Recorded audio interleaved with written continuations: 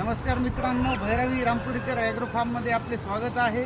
आज आमचे मोठे बंधू खदीर भाई हे ब्लॅक ॲस्ट्रोलॉब जातीच्या कोंबड्या घेऊन जाण्यासाठी इथे आलेले आहेत फार्मवर।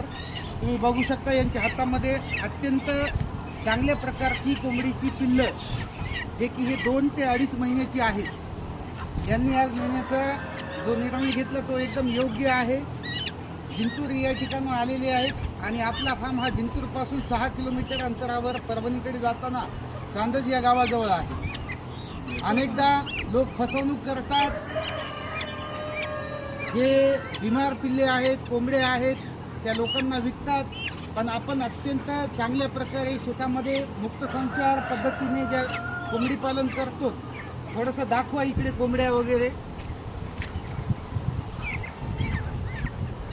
एकदम चांगल्या क्वालिटीची पक्षी आपण विक्री करतो।